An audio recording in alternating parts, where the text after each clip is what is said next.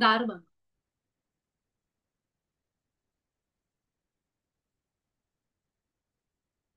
आत्मवंदन सगळ्यांना. खूप स्वागत आहे सगळ्यांचं. माझ्या हृदयापासून माझ्या सगळ्या कुटुंबाचं खूप खूप खूप स्वागत. आज नवरात्रातला चौथा दिवस कुष्मांडा देवीचं आपण आज ध्यान करणार आहोत. आज आपल्या ध्यानामध्ये आपण कुष्मांडा मातेला बोलवणार आहोत. जसं आपण रोज तिच्याबद्दल ह्या नवदुर्गांबद्दल आपण जशी माहिती घेतोय, दुर्गेच्या ह्या नऊ रूपांबद्दल, तसं आज कुष्मांडा मातेची पण कथा अगदी सुंदर आहे. थोडक्यात सांगते, कारण म्हणजे त्याचं एक वर्णन करायचं गेलं तर हे आपल्याला एक दिवस पण पुरणार नाही. इतकं खरं दुर्गेची विविध रूपांची माहिती, त्याच्या मागचं शास्त्र इतकं आपल्या खरं ग्रंथामध्ये धर्मामध्ये सांगितलंय. तर ही कुष्मांडा माता जी आहे, तिचं तिचं स्मितहास्याने ही सृष्टी निर्माण झाली. तर ती जेव्हा अल्पहास्य करते, तेव्हा सृष्टीमध्ये जेव्हा काहीच नव्हतं, नुसता अंधार आणि काही नव्हतं, तेव्हा तेव्हा तिच्या केवळ स्मितहास्याने ही सृष्टी निर्माण झाली. म्हणून जेव्हा कुशचा अर्थ होतो थोडं, अल्प, आणि कुष्मांड, अंड म्हणजे ब्रह्मांड. तर तिच्या नावामागं असं आहे की देवीच्या हास्यातून ही सृष्टीची निर्मिती झाली असं सांगितलं जातं. सूर्याचा मध्य जो असतो तिथं देवी वसलेली आहे असं सांगतात. अं, तिच्या हातामध्ये कमंडलू आहे, जपमाळ आहे आणि वेगवेगळी शस्त्र आहेत. तर ही अष्टभुजा देवी म्हणून पण प्रसिद्ध आहे. आणि तिच्या हातामध्ये कमळ सुद्धा आहे. तर कमळ हे आपल्याला आता माहिती आहे की कमळ हे आपल्यामध्ये सहस्राराला, चक्राला दाखवलं जातं. कमळ म्हणजे सहस्रार चक्र म्हणजे आपण आणि डिव्हिनिटी, आपण आणि परमात्मा, दैवी शक्ती, आपण एक तत्व आहोत. जेव्हा माणूस सहस्राराला ध्यानाला लागतो, म्हणजे त्याची कुंडलिनी माळ चढत चढत जेव्हा सहस्रारापर्यंत येते, तर ती खाली शक्ती आपल्या मूलाधाराला असते खालच्या बाजूला. ती जशी चढत चढत वर येते तेव्हा ती शिवाला मिळते असं आपण म्हणतो. तर हे स्थान असं आहे की जिथं माणूस विसरून जातो की मी कुणी ह्या देहामध्ये आहे. तर त्याला ती एकत्व जाणवायला लागतं जेव्हा तो इथं पोहोचतो की मी आणि सृष्टीतली प्रत्येक प्रत्येक रचना, प्रत्येक गोष्ट, आम्ही एक आहोत. एकतत्व झाल्याची त्याला आतून भावना येते. त्याला समजतं की मी आणि अगदी म्हणजे माझ्या अंगावरचं हे वस्त्र सुद्धा कुणाच्या हातांनी बनलेलं आहे, कुणाच्या तरी इथून आलेलं आहे, त्याची रचना झालेली आहे. आणि ती रचना, त्याची ती आयडिया येणं, हे सुद्धा त्या परमात्म्याचंच कुठून तरी, ही आयडिया आपल्या मनात कल्पना येणं म्हणजे कोण आहे, तर कुणीतरी एक सोर्स आहे, कुठली तरी एक शक्ती आहे जी आपल्याला वेगवेगळ्या आयडिया टाकते मनामध्ये, आपल्याला उत्तरं देते जेव्हा पाहिजे असतात तेव्हा. मी आज कुठे जाऊ, मला आज काय करायचं, ह्या सगळ्या गोष्टींची आपल्याला जी समज आहे, जी बुद्धी आहे, जी स्मरणशक्ती आहे, ती सगळी आपल्याला सांगणारी आतमध्ये एक शक्ती आहे. है ना? ती सांगत असते आपल्याला प्रत्येक क्षणाला की आता उपवास चालू आहे ना, मग उपवासाला हे चालतं, हे नाही चालत, हे आपण लक्षात ठेवतो. लक्षात ठेवतो म्हणजे काय, की आपल्याकडे स्मरणशक्ती आहे. स्मरण राहतं आपल्याला त्या गोष्टींचं. विचार करा की अनेक पिक्चरमध्ये दाखवतात ना, जसा श्रीदेवीचा तो पिक्चर आहे सदमा, त्याच्यामध्ये ती सगळं विसरून जाते शेवटी. मग आपल्या जर आयुष्यात असं झालं की आपण आपला भूतकाळच विसरलो, किंवा आपल्या एवढी सुद्धा स्मरणात राहत नसेल कुठली गोष्ट, तर आपलं जगणं किती अवघड. रोज आपल्याला आठवण करून द्यावी लागली असते की हे तुझं नाव, हे तुझी ओळख ही आहे. म्हणजे परमात्म्याचे किती आभार आहेत की त्यांनी आपल्याला ही शक्ती दिलीये, ही एनर्जी दिली, ही शक्ती दिली की जी याच्यातून आपण रोजच्या आयुष्य जगण्यासाठी लागणाऱ्या गोष्टी लक्षात ठेवू शकतो. तर ही सुद्धा स्मरणशक्ती, यासाठी सुद्धा आपण आभार मानले पाहिजेत की माझी स्मरणशक्ती चांगली आहे. शेवटी शेवटी असं होतं वय वाढल्यानंतर बऱ्याच लोकांचं की विसरायला होतं, म्हणजे विसराळूपणा वाढतो की विसरतात गोष्टी, इथं ठेवल्यात तिथं ठेवल्यात. मग हे जे आहे, तेव्हा आपल्याला जाणवतं अरे मला मला आता गोष्टी लक्षात राहत नाहीयेत आपण म्हणतो.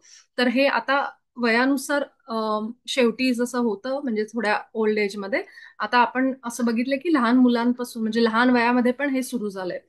तर ह्या गोष्टी आहेत की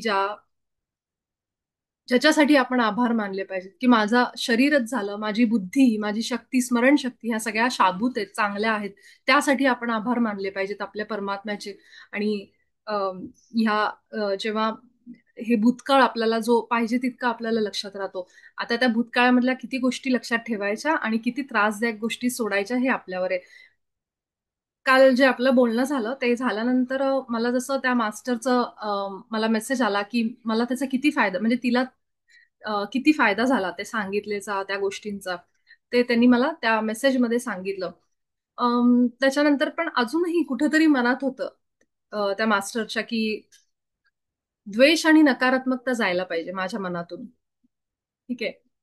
जेव्हा आपल्याला हे कळतं की माझ्या मनात ते साठलेलं आहे आणि ते बाहेर पडायला पाहिजे, ती म्हणजे आपली अर्धी लढाई आपण जिंकलेली आहे. मला एक गोष्ट सांगा सगळ्यांनी की असा एक देश की जिथं कुणी गरीबच नाहीये. हा, समृद्धीच समृद्धी त्या देशामध्ये. सगळे श्रीमंत आहेत. सगळ्यांच्या दारात चार चार गाड्या आहेत. सगळ्यांच्या घरी पाहिजे तितकं सगळं जे म्हणतो ना आपण की लक्झरी, जे मटेरियल, भौतिक सुख सगळी भरलेली आहेत. म्हणजे लक्ष्मी पाणी भरते असंच, अशी जी घरं असतात समजा, असं आपण समजू की त्या देशामध्ये कुणी गरीबच नाहीये. सगळे श्रीमंत आणि सगळे सुखात आहेत. ठीक आहे. त्या देशाला जर आपण बघितलं तर आपण म्हणणार का की अ, हा गरीब आहे, हा श्रीमंत नाही. आपण काय म्हणणार, इथं सगळेच एकच समान आहेत, एक समान सगळे श्रीमंत आहेत. मग तिथं ते जे कंपॅरिझन असतं गरीब आणि श्रीमंतीचं, किंवा ह्याच्याकडे पैसा कमी आहे, ते होऊ शकत नाही. ठीक आहे. मग कुणाला श्रीमंत ठरवायचं आपण अशा देशामध्ये की जिथं सगळेच श्रीमंत लोक आहेत? तिथं आपण कुणाला म्हणणार की तू श्रीमंत आहे, तुझ्याकडे भरपूर पैसा आहे, हा मोठा माणूस आहे, हा फार पैसेवाला आहे, असं आपण म्हणू शकतो का त्या ठिकाणी जाऊन? का नाही म्हणू शकत? कारण तिथं कंपॅरिझन, तुलना करायला कुणीच नाहीये. सगळे श्रीमंत आहेत. ही गोष्ट समजून घ्या. जेव्हा अम, श्रीराम होते तेव्हा, जर श्रीरामांचं आयुष्य एखाद्या राजाप्रमाणे तसं सुरू राहिलं असतं, ठीक आहे, तर आज आपण आपल्या मनामध्ये म्हणजे एक देवता म्हणून, ठीक आहे, विष्णूंचा, श्री विष्णूंचा अवतार आहे, पण श्रीरामांनी जे वनवास सहन केला, पुढे जाऊन जे रावणाशी युद्ध केलं आणि ते सगळं जे झालं, रामायण जे घडलं, त्याला कुठेतरी कोण कोण कारणीभूत आहे? एक म्हणजे त्यांची आई, ज्यांनी त्यांना तो वर हे केला की तुम्ही वनवासात जा म्हणून, आणि त्या वाईट झाल्या सगळ्या सगळ्या समाजात, इतिहासात, की अशी आई कधी असू नये की जी स्वतःच्या मुलासाठी पाठवून देते, जसं श्रीरामांना त्यांनी वनवास घडवला. सगळ्या इतिहासामध्ये त्यांचं नाव खराब आहे. त्यानंतर होते रावण, रावणासोबत युद्ध, इतकं त्यांनी सीतेचं अपहरण करून हे झालं. पण या दोन कॅरेक्टरमुळं, या दोघांमुळं आज श्रीरामांना ती लढाईची संधी मिळाली. त्यांना दाखवता आलं की अंधारावर उजेड, प्रकाशाचं विश्व आपण कसं निर्माण करू शकतो. त्यांनी जे सहन केलं, वनवासात गेले, एवढा त्याग केला राजपदाचा, आणि जाऊन आपल्या आईने दिलेला म्हणजे शब्द पाळला आणि त्यांनी ते सहन केलं. तर विचार करा, ह्या जर दोन शक्ती नसल्या असत्या, ह्या दोन जर व्यक्ती, आणि शक्ती का म्हणते, कारण त्या डार्क एनर्जी, डार्क, त्या उद्देशाने मी त्यांना शक्ती म्हणते. तर ह्या जर दोन व्यक्ती त्यांच्या आयुष्यात नसल्या असत्या तर रामायण घडलंच नसतं, है ना. पण कुणीतरी वाईटपणा घेतला की मी करते, जेव्हा हा जो रोल प्ले करायचा मी करते, असं म्हणून त्यांच्या आईने त्यांना तसं पाठवलं वनवासात. रावणाने पुढे येऊन परत सांगितलं की मी घेतो ते, जेव्हा सीतेला अपहरण करायचं आणि हे सगळं घडवायचंय. तर हे दोघं आले म्हणून रामायणामध्ये एवढं सगळं घडलं. म्हणजे त्या लोकांचा पण सहभाग किती मोठा आहे श्रीरामांची चरित्र घडवण्यामध्ये, है ना. म्हणून जोपर्यंत अंधार आहे आपल्या आयुष्यात, तेव्हाच आपल्याला उजेड दिसायला लागतो. म्हणून असं म्हणतात की अंधाराला कधी नावं ठेवू नका. आपल्या अंधार म्हणजे ते दोष आहेत, जी असुरी शक्ती, जी नकारात्मकता आहे, ती म्हणजे अंधार. आणि उजेड म्हणजे चांगुलपणा, सकारात्मकता, ह्या गोष्टी. त्यामुळे या दोन्ही गोष्टी कुठून आल्यात हे समजून घ्या. हे जे आपल्याला सगळं दाखवलं जातं, रामायण असेल, महाभारत असेल, ह्याच्या मागे काय उद्देश आहे? दोन्ही आहे. ह्या विश्वामध्ये दोन्ही गोष्टी आहेत, चांगलेपणा पण आहे, वाईटपणा पण आहे. चांगला माणूस आहे, वाईट माणूस आहे, चूक आहे, बरोबर आहे, हे सगळं द्वैतावर उभं आहे. तर ह्या अंधारामुळं उजेडाला किंमत आहे. तर ही जी आपल्या इतिहासामध्ये, आपल्या कथांमध्ये जे सांगितलं गेलंय की हे जे सगळे आपण ज्यांना म्हणतो रावण वाईट होता, किंवा यांनी असं केलं, किंवा कौरव पांडवांमध्ये आपल्याला माहिती, पण त्या असुरी शक्ती होत्या, नकारात्मक शक्ती होत्या, म्हणून दैवत्व सगळ्यांसमोर, जगासमोर आलं, आणि आपल्याला त्याच्यातून धडे शिकायला मिळतं की आपण प्रकाशाची बाजू ने राहिलं पाहिजे, कारण शेवटी जो विजय होतो तो प्रकाशाचा होतो. आता ह्याच्यामध्ये ह्या दोन्ही गोष्टी आपण लक्षात ठेवल्या पाहिजेत की जितका प्रकाश आपल्या आयुष्यात महत्वाचा आहे, तितकाच अंधार सुद्धा महत्वाचा आहे. तितकेच वाईट दिवस सुद्धा आपल्याला शिकवतात. म्हणून वाईट दिवसांना नावं ठेवू नका, असे आपले संत सांगायचे, की जे येत आहे त्याला स्वीकारा. कारण हे जे दुःखाचा काळ आहे हा आपल्याला खूप देऊन जातो. साडेसातीचा काळ आपण म्हणतो आपल्या आयुष्यात. पण साडेसाती जरी त्रासदायक असेल, आपले पैसे गेले, आपला बिझनेस खराब झाला, नोकरी गेली, अजून काही शारीरिक दुखणं लागलं असेल, पण ह्या सगळ्यांच्या मधून काहीतरी असणार आहे, काहीतरी एक बाजू आहे जी आपल्याला प्रकाशाकडे घेऊन जाते. तर ह्या दोन्ही गोष्टींचा मार्ग आपल्या समोर आहेत. कुठे जायचं ते, फक्त तिथं आपल्याला पर्याय आपण निवडतो जेव्हा आपण या देहामध्ये येतो तेव्हा. तर कुष्मांडा देवीच्या ह्या वर्णनातून मला हे सांगायचंय की अ, असुर होते त्यावेळेस, म्हणून ही देवीची जी रागाची शक्ती आहे ही बाहेर येणं गरजेचं होतं ना. मग हे जे असुर होते ते म्हणले असतील असं मला वाटतं बरं का, की हे म्हणले असतील स्वतःहून देवीला की हे माता, मी घेतो असुराच्या रूपामध्ये जन्म, तू मला मार, मला दे, तू मरण दे मला तुझ्या हाताने. आणि जेणेकरून ही देवीच्या आतमधली, कारण ती शक्ती आहे, तिच्या शक्तीमध्ये जो तिचा राग आहे, जो प्रचंड प्रमाणात तितकाच बलशाली असणार आहे, तो बाहेर काढण्यासाठी, ती भावना बाहेर काढण्यासाठी असुरांनी जन्म घेतला असेल आणि म्हणून देवीच्या हातून त्यांचा वध झाला असेल. नाहीतर इतकं मोठं नाट्य जेव्हा घडत असतं तेव्हा भगवान श्रीकृष्ण, भगवान राम यांना काय अवघड होतं असं नाही या गोष्टी थांबवणं किंवा एका क्षणामध्ये सगळं संपवणं. पण ती लीला घडून यायची होती, त्याच्यातून पुढे इतिहास घडणार होता. लोकांना ज्या पुढच्या युगांमध्ये, कलियुग असेल, द्वापार युग असेल, ह्या ह्या युगांमध्ये जी लोक येणार होते, जे आत्मे पृथ्वीवर येणार होते, त्यांच्या समोर हे सगळं घडलेलं नाट्य, ही सगळ्या लीला भगवंताच्या या दाखवण्यासाठी हे एवढं मोठं नाट्य रचलं गेलं आणि ते आपल्याला कथारूपांनी आपल्या मोठ्यांकडून, आपल्या मंदिरांमधून, आपल्या धर्मामधून आपल्याला ते शिकायला मिळतं. पण आपण काय करतो की देवाला अजून पण आपण घाबरून बसतो की हे असं करायचं नाही, ते तसं करायचं नाही. तर त्यातून आपल्याला शिकायला मिळतं की हे जे भगवंत, ज्याची आपण देवीची पूजा करतो, उपासना करतो, ती दुसरी कोणी नाहीये, ती आपल्या आत आहे, हे आपण विसरतो. आजची स्त्री जर तुम्ही बघितली तर ती जर जॉबला चालली असेल तर अशी किती प्रसंग घडायचे पूर्वी, की त्या स्त्रीला कुणीतरी छेडछाड केली, कुणीतरी तिच्यासोबत काही अजून चुकीचं वर्तन केलं, तर त्यावेळेस प्रत्येक वेळी तिला मदत मिळायचीच असं नाही. मग तिच्या आतमधली दुर्गा जागृत व्हायला लागली. आणि आताची स्त्री अशी आहे की ती स्वतःचं रक्षण करू शकते. आजूबाजूचा समाज सुद्धा आता तितका जागृत झालाय की असं जर कोणी दिसलं तर चार लोक त्यांच्या मदतीला सुद्धा येतील. म्हणजे हा हळूहळू घडत जाणारा हा बदल आहे. आणि त्या स्त्रीला सुद्धा वाटतं की मला स्वतःचं रक्षण करता आलं पाहिजे. म्हणून मग ती जी एक म्हणतो ना डिफेन्सिव्ह पॉवर आपल्यामध्ये येते की जिथं स्वतःच्या रक्षणासाठी. तर हे म्हणजे काय की आपल्यामध्ये असलेलं दुर्गेचं रूप आहे.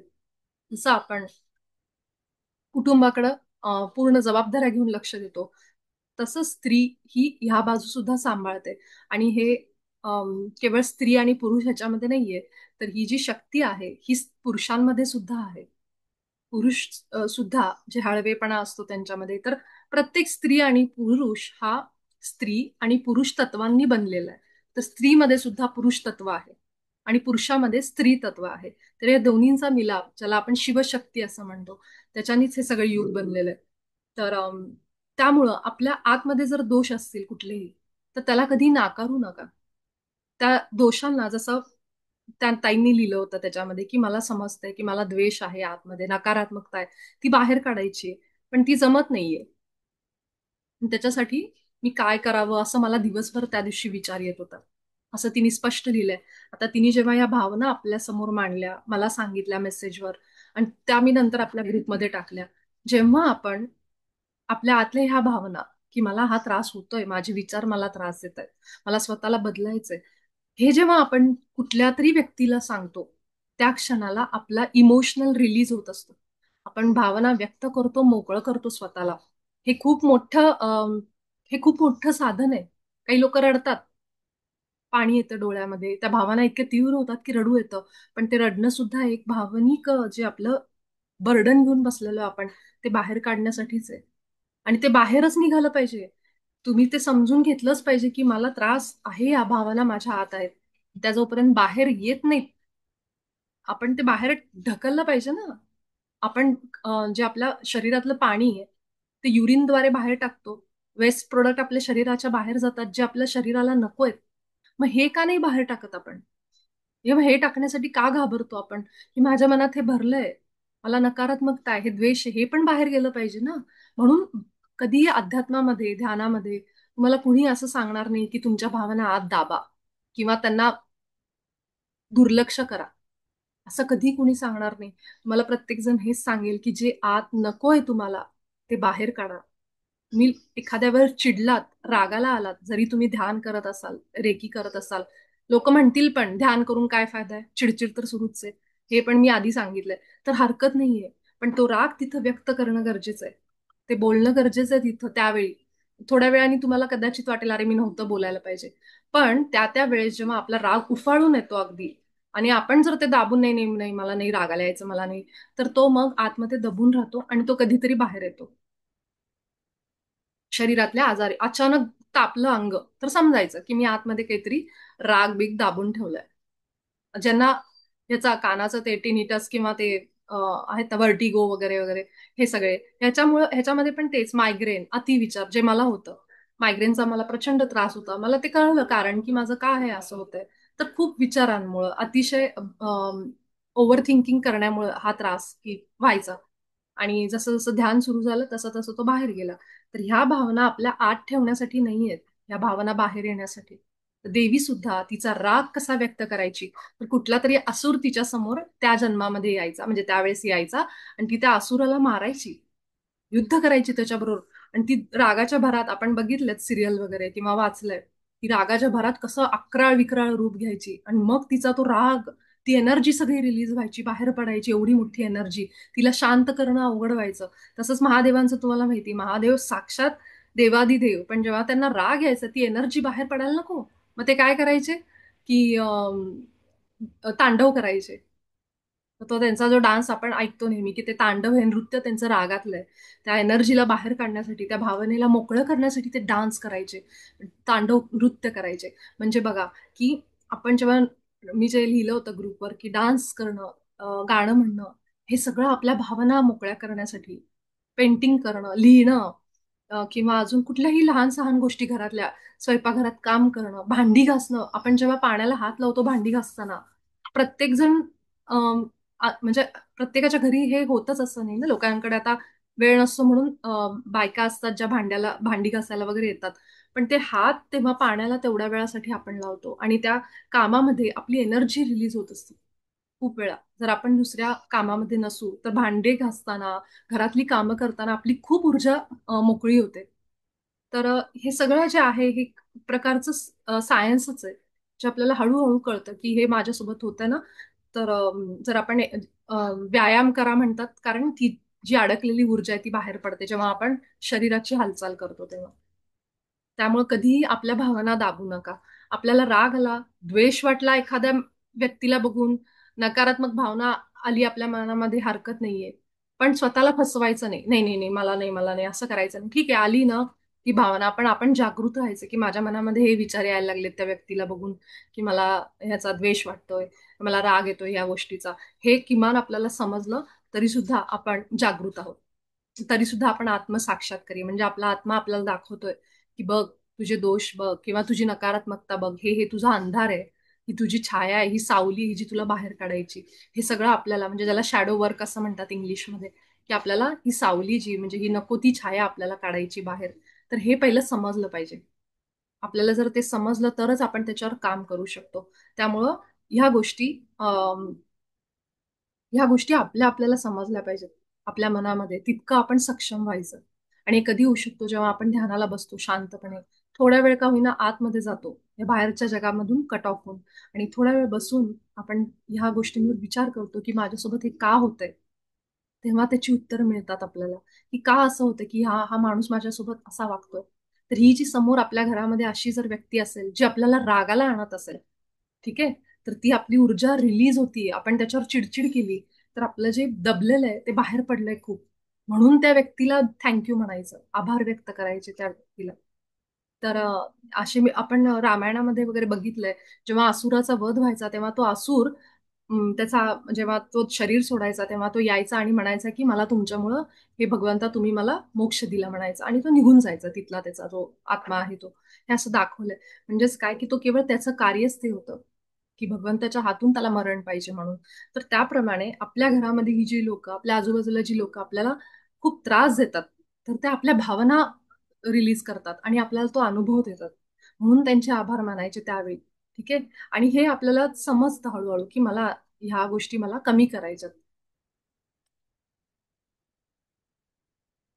कोणी वर्षाने लिहिलंय का? हा.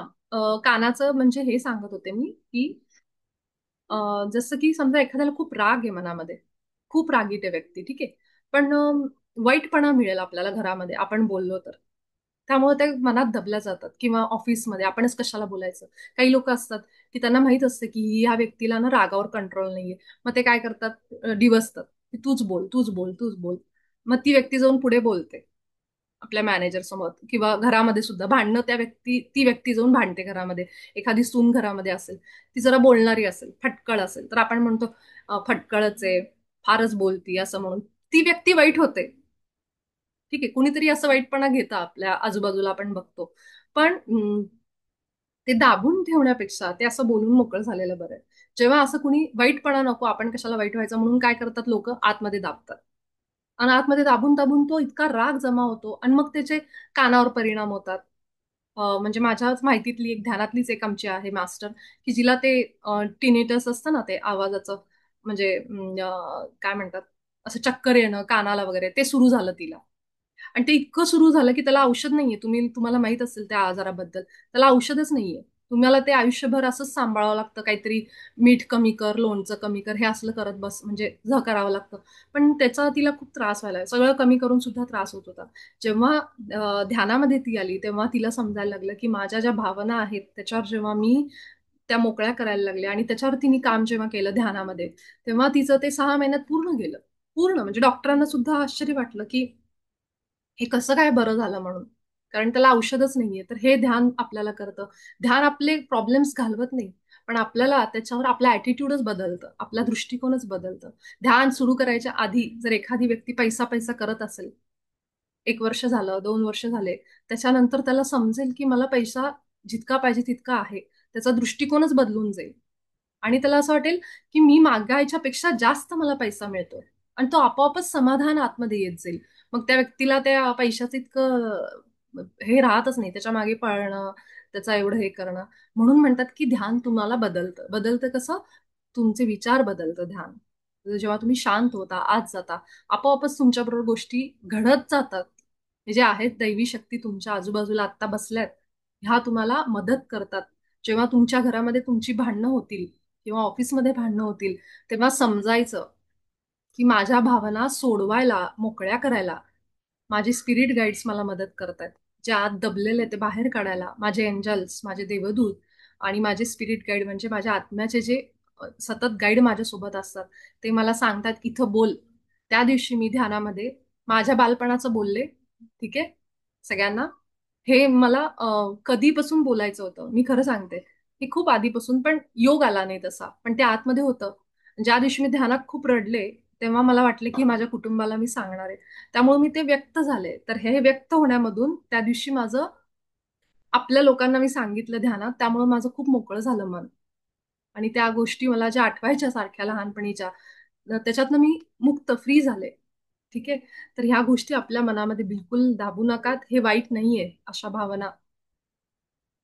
वर्षाने लिहिलंय, माझ्यासोबत असंच झालंय. माझ्या पडद्याला होल पडलेलं, ऑपरेशन करावं लागलं पडद्याचं, काहीच कारण नसताना. हा, मग तेच ह्यामुळं, कारण आपण असं आपल्याला ह्या गोष्टी अजून माहित नाहीयेत. ह्या गोष्टी हळूहळू आता जगापुढे येत आहेत, रिसर्च होत आहेत, लोकांना समजायला लागले की आपल्या भावना, आपले विचार आपल्या आजारांशी किती जोडलेले आहेत. त्यामुळं आपण अजिबात आपल्या ज्या भावना आहेत त्या लपवू नका. समजून घ्या का मला राग येतोय, का मला हे होतं, त्याच्या मागे कारण काय, मी काय करू शकते त्याच्यावर. ते आपण जितकं आपण त्याच्यावर काम करू, म्हणून म्हणतात ना, दुसऱ्या कुणाकडे बघत बसू नका. फक्त सगळा फोकस स्वतःकडे द्या. आपण एक एक व्यक्ती जितके बदलत जाऊ ना, तितके ह्या पृथ्वीला त्याचा फायदा होतो. ते कसा होतो ते मी कधीतरी नंतर सांगेन. आणि ह्या क्षणाला आपण फक्त स्वतःकडे लक्ष द्या. तर आपण ह्याच नोटवर आपलं आजचं ध्यान सुरू करू. आपण सगळेजण ध्यान अवस्थेमध्ये येऊ.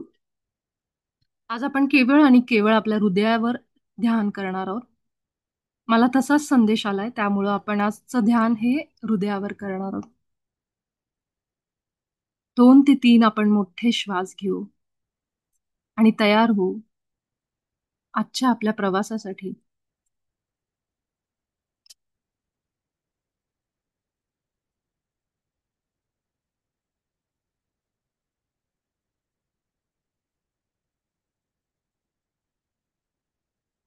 नाकावाटे मोठा श्वास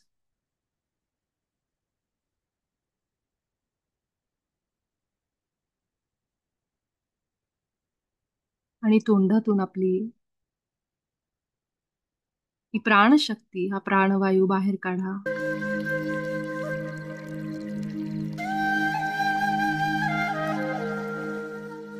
ही सावकाश दीर्घ श्वास आपल्या नाकावाटे आतमध्ये घ्या आणि अगदी सावकाश बाहेर सोडा.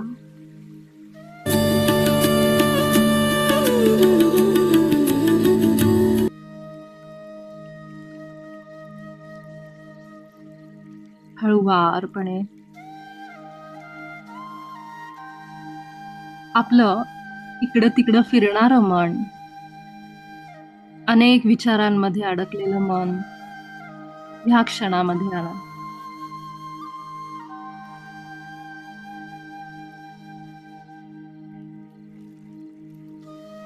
एक मोठा श्वास आपल्या नाकातून छाती आणि पोटामध्ये जाऊ दे. पोट फुलवून श्वास घ्या आणि तोंडावाटे बाहेर काढा.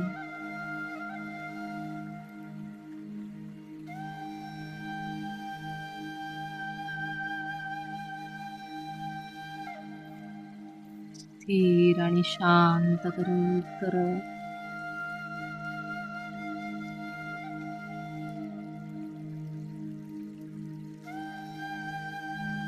दिवसभर 60 ते 70 हजार विचार आपल्या मनात.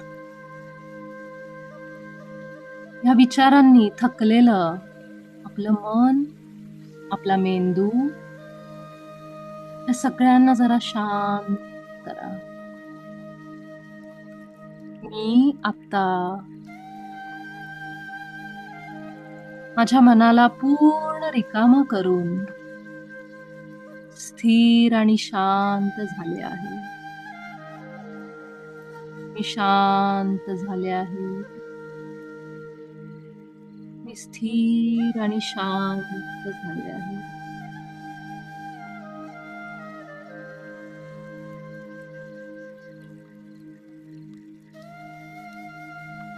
आपल्या श्वासांवर आपलं लक्ष जाऊ दे.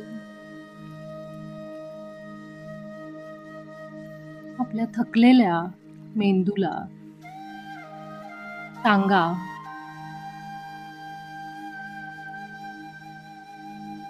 मी तुझी खूप आभारी आहे. मला दिलेल्या सगळ्या शक्तींसाठी, विचार करण्याची शक्ती, स्मरण शक्ती, निर्णय घेण्याची शक्ती, काय चांगलं काय वाईट हे समजण्याची शक्ती, अनालिसिस, या सगळ्यांसाठी मी तुझे अनेक अनेक आभार मानते.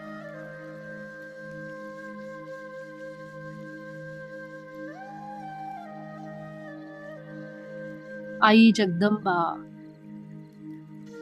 माता पार्वती आणि माता कुष्मांडा यांचं आपण आवाहन करू. आपल्या डोळ्यासमोर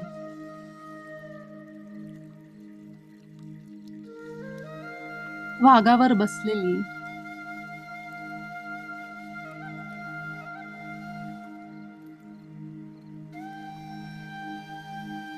माता पार्वती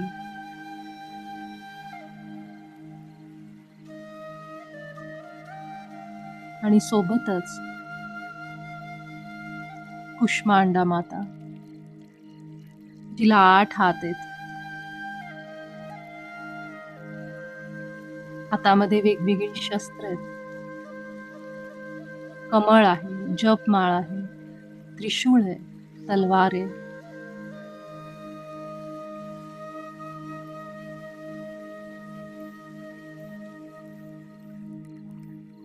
आता कल्पना करा, मातेच्या हृदयातून दोघींच्याही पांढरा शुभ्र प्रकाश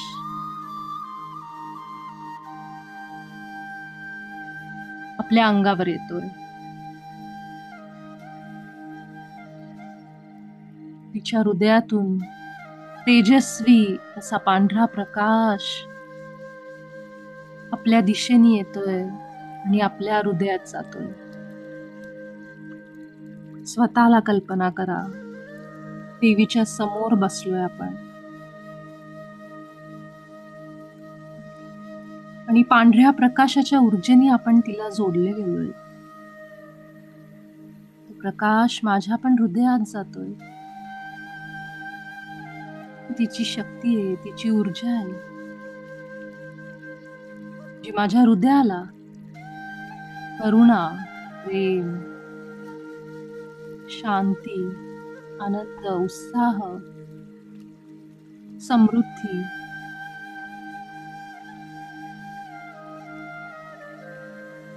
शुद्धी हे सगळं आपल्याला देते. ही आपली आई आहे, जी आपल्या लेकराला ऊर्जा देते.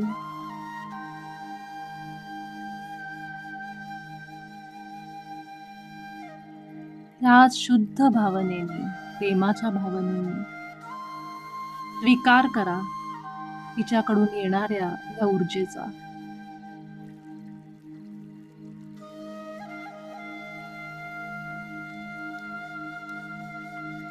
मधून मधून दीर्घ श्वास घेत राहा आणि आपलं सगळं लक्ष आपल्या हृदयावर ठेवा.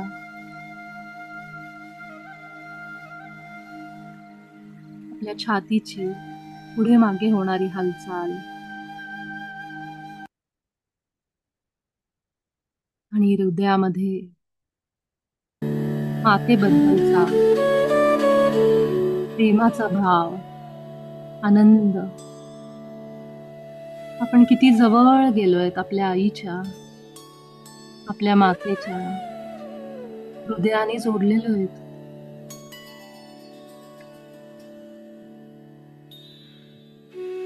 हळूहळू आपल्या अंतःकरणामध्ये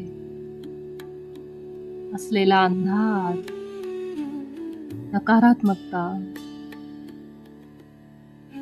आपोआपच मातेच्या शक्तीने, ऊर्जेने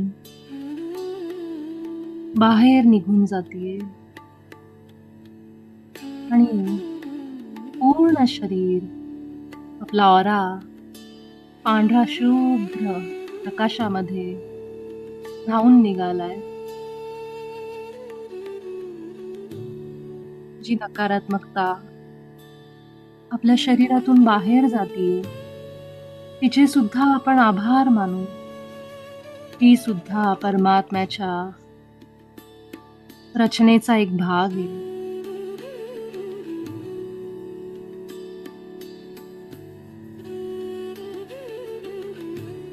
माझं हृदय आता सुंदर अशा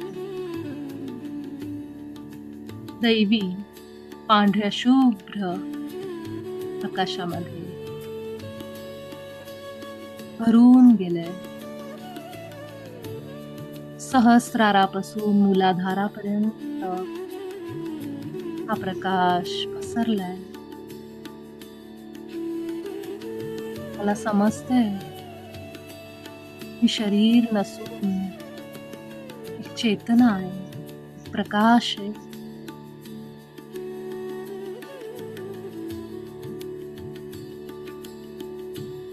केवळ आपल्या आत हृदयात जाऊन ही शांती अनुभव करा आणि जे होतंय ते होऊ द्या. आपण आईच्या संपर्कात आहोत, तिच्याशी आत्ता ऊर्जेने जोडलेलो आहोत, इतकंच आपल्या चैतन्यामध्ये असू दे. छातीवर येणारा प्रत्येक श्वास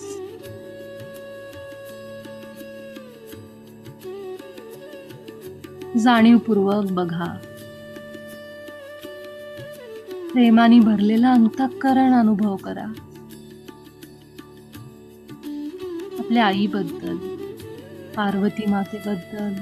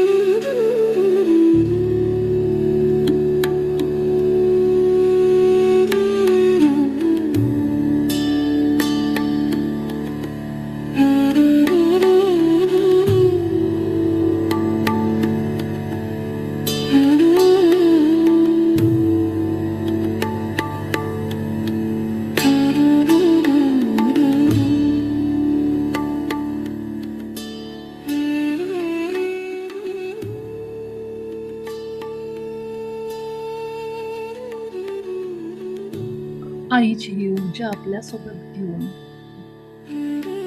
या शांततेत आणि या प्रेमानेच आजच्या सत्रातून आपण बाहेर येण्यासाठी तयार होऊ. आपल्या अंतःकरणामध्ये प्रेम असू द्या. आईला आपल्या आतमध्ये काय चालू सगळं माहितीये. सगळी काळजी तिच्या चरणात सोडून द्या. फक्त वर्तमानात राहा. हात डोळ्यांवर. 5 4 3